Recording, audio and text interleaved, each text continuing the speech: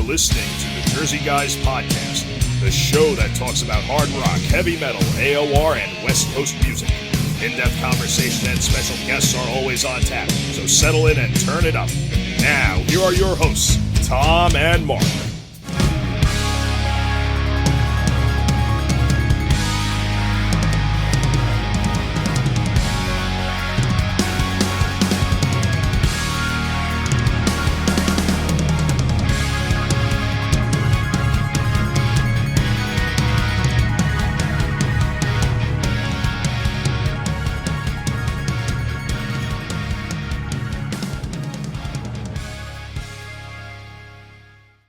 Hey everybody, welcome to the Jersey Guys Podcast. I'm Mark Ballo here with my co-host Tom Coyne, as always, and we're back with a brand new episode. Today we thought we would talk about, and this is something that Tom came up with several months back, and we thought we'd talk about new wave of British heavy metal bands that sort of went at a point in their career, were chasing kind of the American sound and kind of went almost AOR-ish.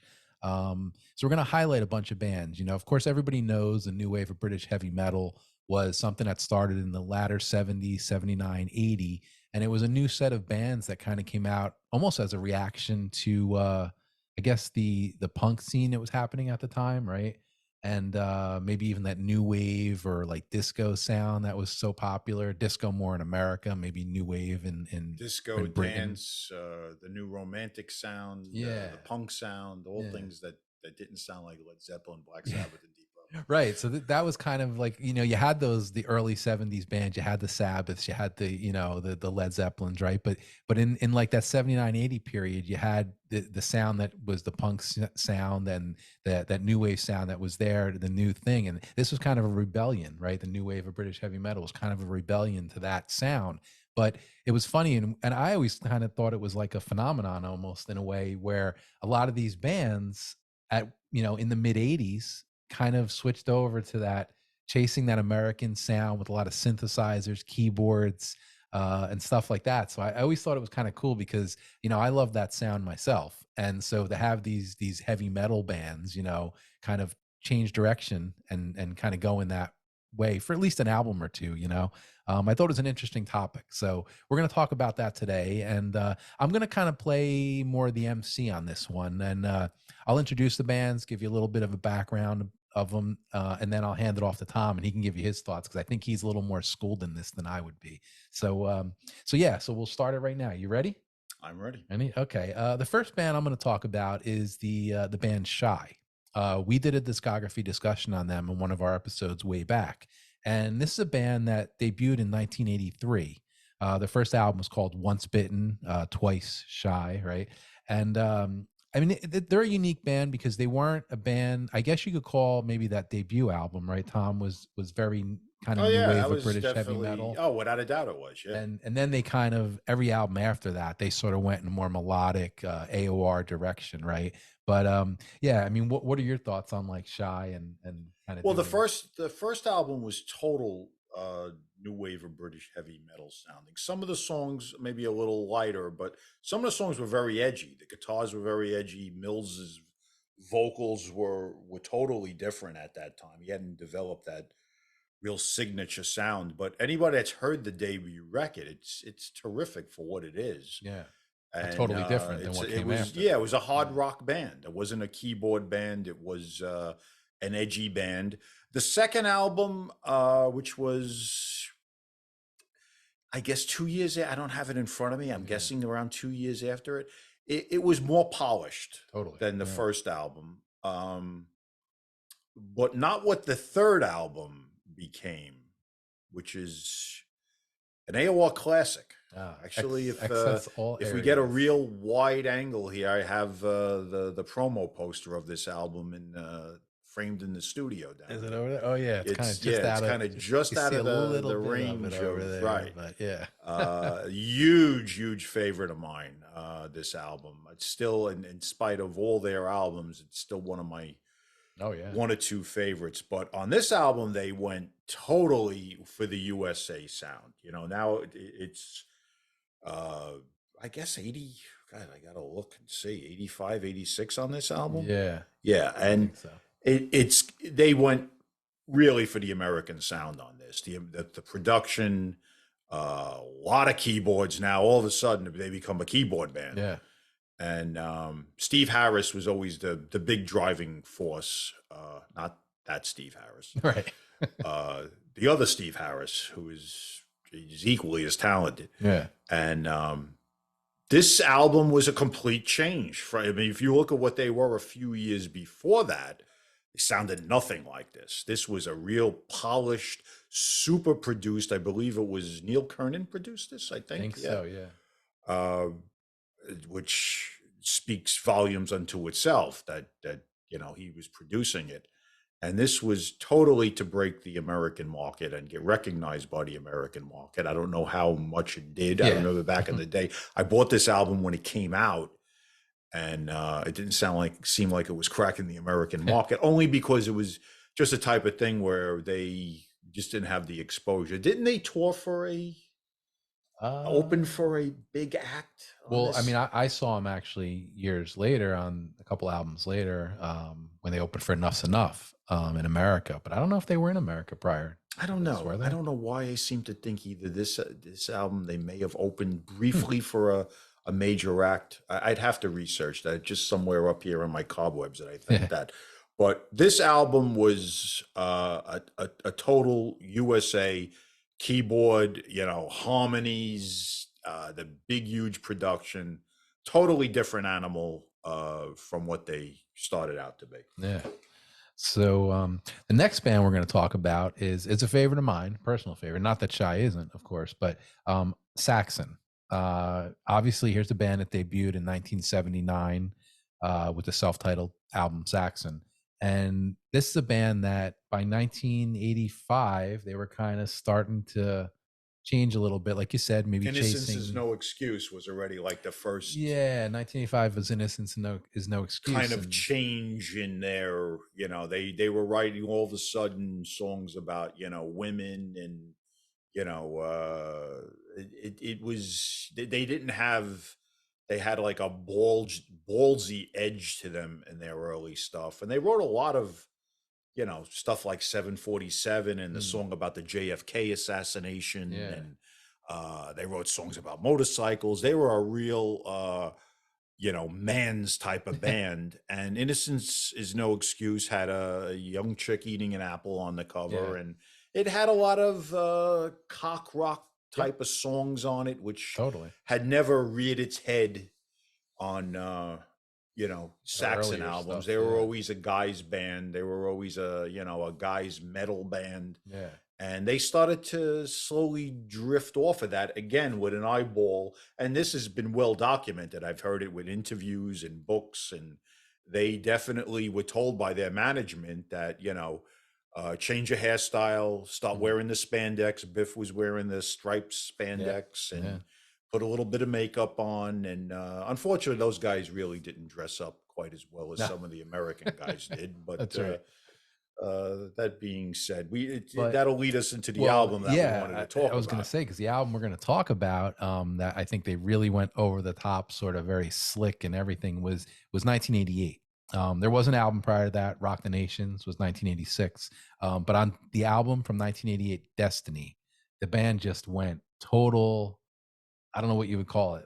I mean, I don't know if it's called AOR, but it's very. Oh, it is. Really, it is. They did a Christopher Cross song. Yeah, the Christopher Cross song gave it away. Yeah, and it's loaded with keyboards. Excuse me, and very melodic. And this album is kind of what triggered me doing, talking to Mark and doing this whole show.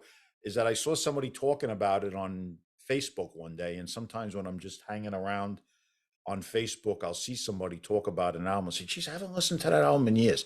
I put it on, and I was floored about how good it was and how slick it was and how keyboardy it was and how nothing like Saxon it was. Yeah. And this also was their pinnacle of trying to, connect with a broader audience. And I know for a fact their management had been on them about that with the U.S. Yeah, well, I mean, the first single was the Christopher Cross song, right? I believe, exactly. So, they pushed the Christopher Cross song as a first single. So I mean, what more could you say in terms of wimping out, so to speak? Right, exactly. But they did a great job on this. I wasn't a big fan of a couple of the albums before that, where they started to go more in the the hair band term I hate, cock rock, another term I hate, but to just get that sound out there. But this they did a great job on. It wasn't really vintage Saxon sounding, right? But they definitely dipped their toe in the water of melodic hard rock, AOR, and did a very credible job, I have to say. Yes, for sure. It's a favorite of mine. Yeah, another example of a new wave of British heavy metal band that totally wimped out on us. But yep. Well, now we're going to go to one, and this one is something that you turned me on not all that long ago. Here's a band by the name of Quartz, and their debut album was a self-titled album, came out in 1977. Yes. But they went totally AOR in 1983 with an album, Against All Odds. And I'm going to let you tell people about this and who was on this album, because I think a lot of people probably don't know, especially American audience, right? Yes, this is a terrific album. If anybody is not familiar with this, and it's totally different. Another band, totally different sound from what they originally were. They were an early '80s, guitar-driven British band. First couple of releases, and on this album, great cover. This album's got kind of hard to find on CD too. It is, yeah. They completely changed their sound. They went very melodic, very keyboardy, also. Courtesy of certain Jeff Nichols, certain member of silent member of Black Sabbath. Yes, yeah. Who was the singer on this album. Which is amazing. Right, which many people know. Jeff Nichols did do, believe it or not, a lot of singing with Sabbath, but off the stage. He was their off the stage keyboard player for years. Yep. And did a lot of fill-in vocals with numerous singers in the Black Sabbath lineup. And Jeff Nichols was the singer on this. And it's another shining example of a balls to the wall British new wave of British heavy metal sounding band that completely changed their sound, again with an eyeball toward a bigger audience, and everybody's eyeball was always just cracking the US market. And you got to remember, back then there were two scenes going on. You had a thriving AOR scene in the States. Bands like I-10 and Preview, and there was just so much great AOR in that 83, 84. And then you had the Bon Jovi album in 85 that broke that hairband sound, which was very melodic, again with keyboards and the look and everything. So the European bands were getting bombarded. The European bands were stuck in metal, and the US and Canada to a degree too were already moving off of it into a more melodic, showy presentation, and the British bands were jumping on that bandwagon like crazy. So this is another great example of that, this Quartz album. That was a good one. You turned me on that. Not too long terrific ago. record. It sounds nothing like their early stuff. So we'll move on, and the next band we're going to talk about, this is an interesting one because it's the band Mantis, and people might know Mantis as being the guitar player. He was the lead guitar player in Venom, which was not really like a new wave of British heavy metal band, more of an extreme metal band in a way. Right? Some people, like all forms of music, who was the first one to come up with, Venom? Some people think were the first, thrash band, death. If they weren't, they were one of the purveyors of it at the beginning. It was very breaking sound at that time. Venom. So then Mantis, the guitar player, goes on to release this album. He released his own record. Some people call it Cheeseball. I read that in reviews by quite a few people.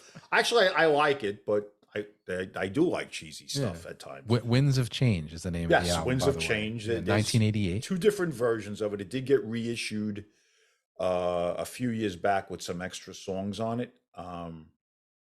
It's good. I mean, it's got terrific singing on it. It's a little cheesy in spots, not all of it. I think most people that slag it were Venom fans. Right.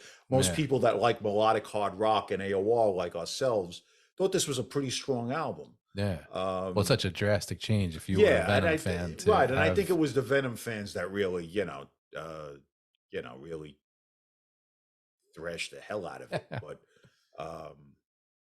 it's good stuff. And another example of a guy that broke out of, not even a new wave of British heavy metal band, but a band that was like early death and thrash. Yeah. And again, went very melodic and very USA sounding.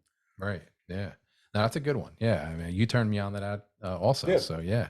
The next band we're going to talk about is another one that people may not be really familiar with. This is a band that started in 1981. The band is named Jaguar, and they really went. They're kind of, I guess, would be a traditional new wave of British heavy metal band. Absolutely. On their early album, Power Games, was it, in 1983? Yep. But they went really AOR on the album this time. Yep. 1984. So yeah, what say about that? This is a terrific album. I mean, I don't think I've ever heard anybody slag this, even if you liked early Jaguar. But a different sound. Again, much more commercial, much more accessible. Not that their other stuff was inaccessible, but definitely written and played for a more mainstream melodic rock audience. And another CD that's become pretty scarce these days. You might be able to find there's been some bootlegs of it too, but the original press, I think, right now is not like a mega rarity, but it's pretty hard to come by. Yeah, but worth checking and tracking down. Yeah, definitely. So we'll move on now. The next band we're going to talk about is a band named Heavy Pettin', and I think most people know this band. I guess you can call them, they debuted with their album in 1983 called Lettin' Loose. And I guess they're kind of like, people would say they were almost like a Def Leppard clone in a way, right? That was a big comparison at the time. I never really thought they sounded like Def Leppard. They were from Scotland. Yeah. They came out at the same time. They were very highly hyped. The debut album is one of the great albums of the 80s. The second album, Rock Ain't Dead, almost as good. Yeah. Real anthem-y, balls to the wall type of stuff, hammies, high-pitched vocals. I can't say enough about the first two Heavy Pettin' albums. They're both mega classics in my book. Unfortunately, but they're always maybe the biggest flop in terms of change in direction of all of these bands that we're about to highlight, because they came out with Big Bang and it sounded nothing like those first two albums. It was real lightweight. The songs lacked. The balls to the wall sound was gone. They were a real guitar heavy band with great hooks, and they were heavy but catchy. And the first two albums, I mean, most people that are watching this probably are very familiar with them. I don't have to sales pitch anybody on them. This was a huge flop. And this also, I had read time and time again, was to target a bigger audience, an American audience, go with the times type of release. And it was a massive flop and actually utterly destroyed this band, which broke up shortly after this. And this was an absolute destruction of a great career. Probably more so than all of these releases on.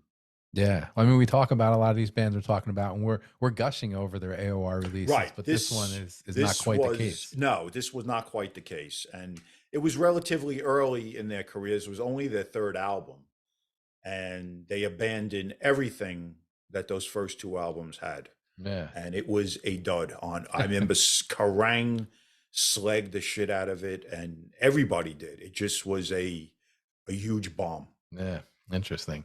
So we're going to move on to a band that's probably, I guess, the biggest name we were talking about today. At least a band who had the most commercial success of all the bands we're talking about. But the band Def Leppard. They debuted in 1980 with "On Through the Night." Everybody knows that. 1981 was "High and Dry," and 1983 was "Pyromania." Massive album for the band. But they changed. Everybody knows. I don't know. We probably don't even have to talk much about this one. But 1987, they come out with "Hysteria," and just the band that started out in 1980 as a new wave of British heavy metal band is now an arena rock, quote unquote, hair band. Huge in America, massive success, right? So I don't know if you'd call it quite AOR, not but it's definitely It wasn't melodic. AOR, but it was nothing like their arena earlier rock. stuff. It was a saccharine sweet Bon Jovi. Would be my best way to describe it. For sure. I think some of it had to do with the fact of the drummer's situation. Yeah. And not being able to play standard drums anymore, and all the drum triggers and all the gimmickry that they had to, incorporate, I think changed their sound. And I mean, I know how they've always felt about keeping Rick Allen in the band, and that's not for me to pass a comment on. But I thought them not replacing him at the very least changed their sound. Yeah. And I think that had something to do with it. But again, they definitely had a management idea that what Bon Jovi had been successful in, we were going to take it. And unlike some of these other British bands, they did have a band that had the looks to pull that off. Right. Some of these bands did that, and they were metal bands, and they looked like metal bands. Yeah. Saxon. Right. Saxon being one of them, but a number of them. Yeah. These guys had the looks. They were able to do that. And I'm not going to slag this because it just brought them to another level of popularity. For me, I'm all about their first three albums. This was the beginning of the end. Not that I hated this. I own the album. I own other albums by them. When I say beginning of the end, it was beginning of the end of me thinking they were great. I still thought they were okay. And there were songs here and there that I liked, and I didn't hate them. But they did go for that big American market. And they had broken the American market on with Pyromania. Yeah, definitely. But Pyromania was great. It was heavy as hell. Yeah, and, it was like the way the Scorpions broke, the States around that time. And it was equally as heavy, but this was totally commercial, as commercial as you could get. Pour some sugar on me. I mean, Oh, yeah, great, great ballad band too. That came with. No, they were. I didn't turn on them. I just was not as ravenous for them as I was on the first couple of albums. But another glowing example of a UK band totally chasing down the American look, the American sound, and of that time. Yeah. So again, not something that's AOR, but definitely a change in super sound. Commercial though. Yeah, actually definitely. More commercial than some of these bands that went AOR. Yeah, for sure. So moving on, we're going to go to the next band, and this is a band who I'm a big fan of, and this is Tigers of Pantang. The band debuted in 1980 with their first album, and they really went AOR on. Well, this album, which you're going to show, is from 1987. It's called "Burning in the Shade." But even wasn't the Wreckage from 1985 a little AOR? Yeah, there were some songs here and there. I'm this a huge fan of the Wreckage. I actually think from cover to cover, it's the best album they ever did. Okay, but even though I was a huge fan of when Sykes was in the band, Spellbound and Crazy Nights. Yeah. The Wreckage album I thought was great. It was heavy. It was a little more commercial than the Sykes stuff. But this album here is total AOR. It's not even so much like just chasing down a commercial. Yeah. This is crooning AOR. If you like crooning AOR, which I do, and John Deverell definitely had the vocal chops to cut this. Yeah. The band was scaled down a little bit. It wasn't as guitar heavy as it had been. I like this album a lot. It's not really representative of the Tigers sound, but that's why we're doing this show. Right. This is about albums and bands that were not representative of what they sounded like. And they were a pretty heavy ass-kicking band, especially when Sykes was in it, and also on the Wreckage album. Yeah. This is real vintage AOR, and talk about an album that, you know, going for the American market. This is the epitome of it. Yeah. Yeah, definitely. For sure. Yeah. But a favorite of mine, that's for sure. Me too. Yeah. Yeah. So we'll move on. And the next band we're going to talk about, legendary band. Everybody knows UFO. Here's a band. I mean, they predate the new wave of British heavy metal sound. Their debut came out back in 1970. So that's prior to that new wave of British heavy metal movement that occurred. But anyway, they were kind of like, and I read this somewhere, they were kind of like a transitional band. You know, they started out in the early 70s with the Black Sabbaths and the Led Zeppelins and everything at that time. But they continued on through. I mean, Led Zeppelin was gone, you know, Black Sabbath changed and with singers and everything like that. But they continued on, and they carried into the early 1980s, late 70s there with, you know, that new wave of British heavy metal period. But they really kind of went AOR, right, in a way. Oh, they did. Although they never sounded like new wave of British. They released albums through that period, which were mainly the Chapman albums. Schenker was pretty much out of UFO before new wave of British heavy metal even broke big. Yeah. But they released you know, a whole string of albums with Paul Chapman from 80 to 84. They're all terrific, but they don't really sound like, you know, in a new wave of British heavy metal. They sound like UFO. Yeah. Well, now this album comes out, you said Chapman leaves in 84, right?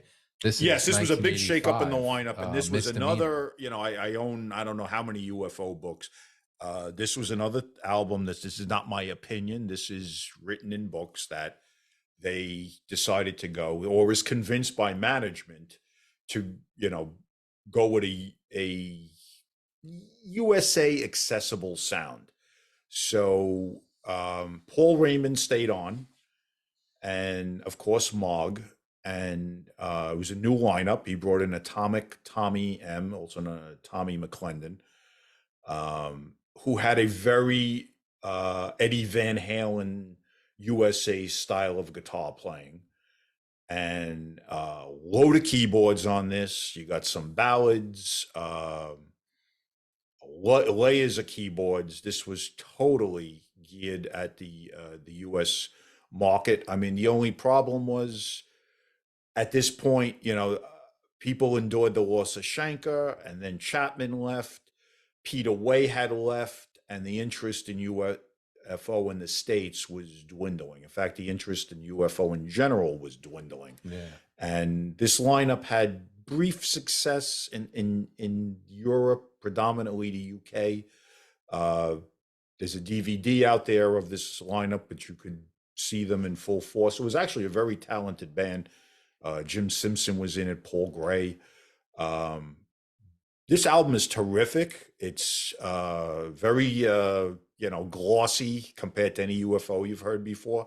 Mogg, being the total pro he is, sings all this stuff, which is predominantly AOR tinge songs. Does a great job with it. I love this album. I always loved the cover of it. I thought it was really quirky, and which, you know, UFO has been known for quirky covers. Yeah. And huge fan of it, but it never sounded like anything before it or necessarily anything after it. And it was another glowing example of a British band in the mid 80s looking to possibly attract a different audience, mainly a USA audience. And even though, unlike Heavy Pettin', this was a good album, it pretty much was a flop for them. Yeah. And that was the only album with Atomic Tommy, right? No, he was on the follow-up, but there was a follow-up album. I didn't bring that album out because that album was heavier. They went back a little bit to their traditional sound. Yeah. Okay, so we'll move on. And the next band we're going to talk about is the band Shogun. Here's a band that was formed by Alan Marsh from Tokyo Blade, right? Yes. And they actually were formed in the late 70s, right at the beginning of the new wave of British heavy metal period. They debuted in 1983 with their first album, but the album we're going to talk about that went in a total AOR direction was the 1987 release, 31 Days, right? Absolute classic album. Yep. One of my favorite albums of this genre. It's one of these things every once in a while I will just pull it out because it's that good from cover to cover. It's an offshoot of Tokyo Blade, which, as most people know, were a real traditional British band, a staple in Britain for years, kind of like a poor man's Iron Maiden.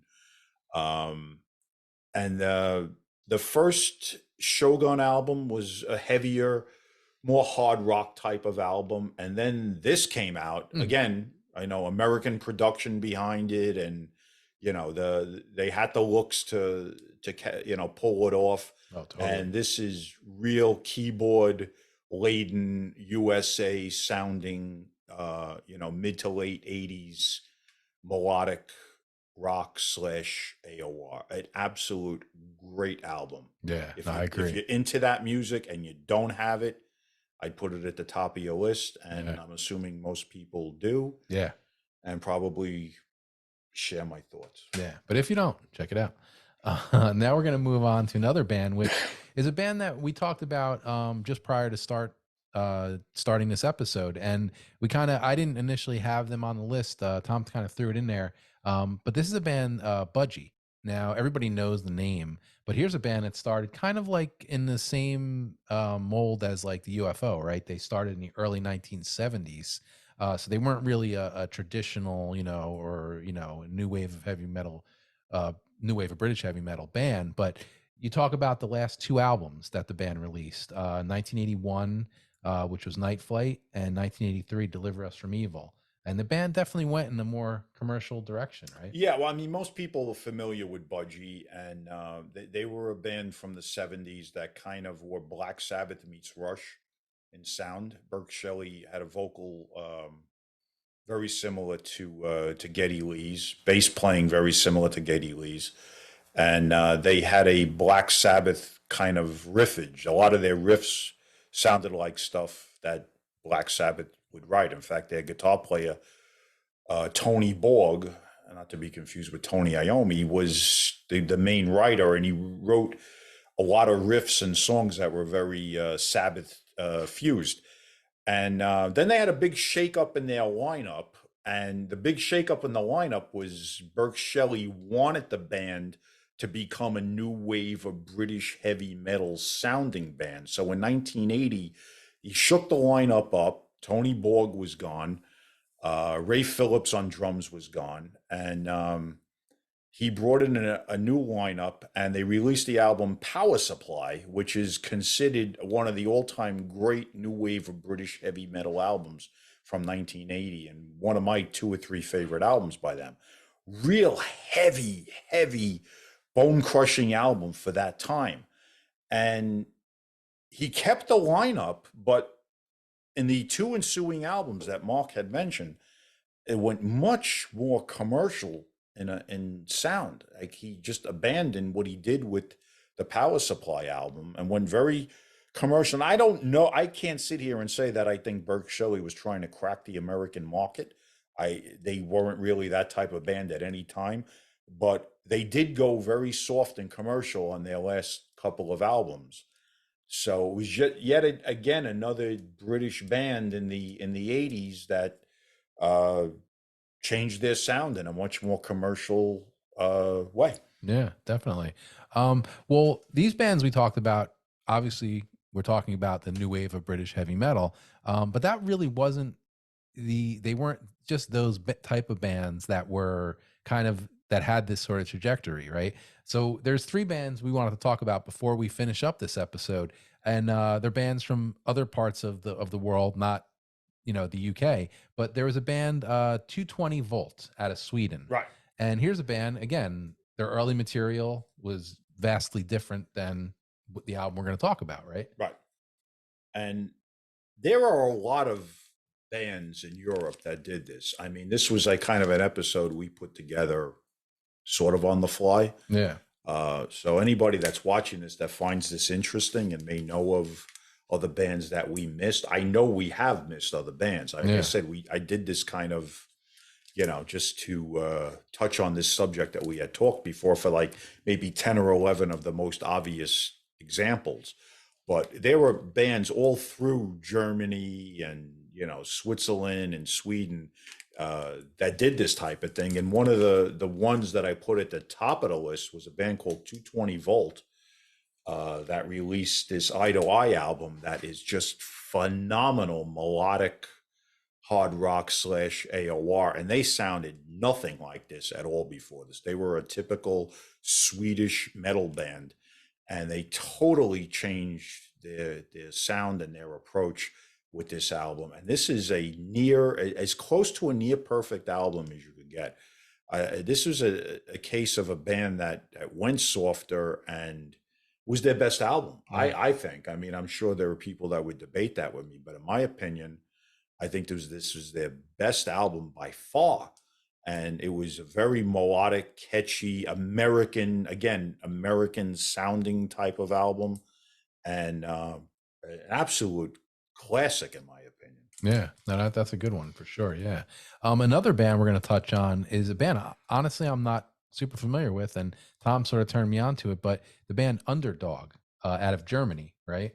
Yes, Underdog were a German band. They had a couple of releases before this that were typical German, accept type of driven material. And on this one, Out in the Night, completely changed the approach.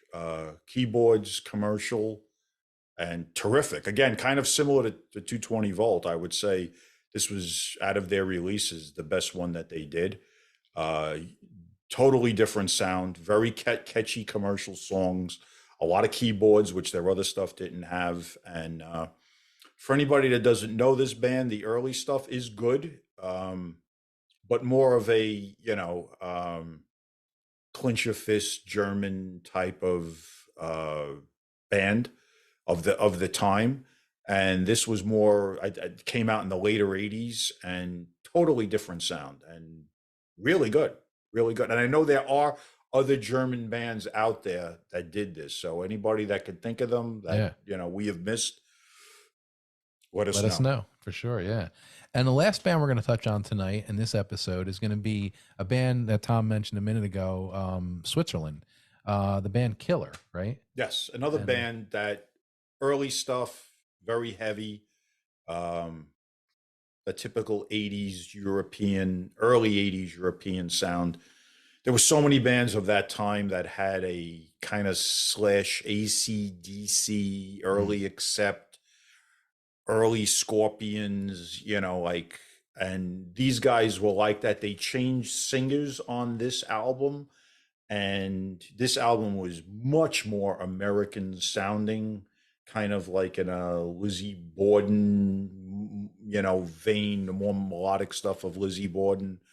The singer was much more accessible than the earliest singer, and total change in direction. I think this is their best album, even though, some of their earlier stuff is considered, early metal European classics. This is always the one that if I'm going to listen to something by them, I'll listen to. And yet again, I know there's other bands out there that did this. So we opened the Pandora's box. Hopefully people could add to it. Definitely. So that's Killer Youngblood, right? Is the name of that album? Yeah. Real good album. Yeah. Real good album. So, this was a quick kind of episode. Like Tom said, we kind of, did it on the fly type of thing. It was an idea that Tom came up with, which I thought was a great idea because there is so many bands, and I'm a guy that kind of tends to lean a little more towards that AOR sound. So when you get a band that isn't really traditional AOR in their careers, but that they come out with something like that, I tend to gravitate towards that stuff. So I really like the idea of doing this episode. And again, like Tom said, if there's other bands, because he knows, and we know we missed some for sure. We didn't cover a ton of bands tonight, but if there's ones out there, comment and let us know, whether you're watching this on YouTube or you comment on our Facebook page, let us know what bands we may have missed, This was a trend at the time. This isn't something that just me and Mark just conjured up in our head. Yeah. This was an ongoing trend at the time. I mean, if you're a book reader like I am of a lot of different books, this was something that was orchestrated by a lot of managements. In cases of like a UFO or less ditch effort type of thing to, we've lost 2 marquee guitar players and change in record companies, maybe like, let's go for that keyboard American sound. Yeah. But this was a thing at the time, and it's worth mentioning. And there were a lot of British bands, more so than anybody else that did that. And I think there was some Canadian bands too, now that I'm thinking about it. For some reason, Canada, maybe I might have to do a part 2 of this, because right off the top of my head, I'm thinking of the band Helix did that also with their sound. They were much more like crunchy guitars, and then they went into the 85, 84, 85, 86 period, where they were doing a lot of keyboards and much ballads and stuff like that. So like I said, we just scratched the surface of this. I think there's probably another 20 bands if people really do some digging. So so let us know what we missed, and like I said, maybe we'll do a part 2 of this sometime. That's our episode for tonight. We hope you guys enjoyed this one, and we'll be back again real soon with another brand new episode. So until then, take care.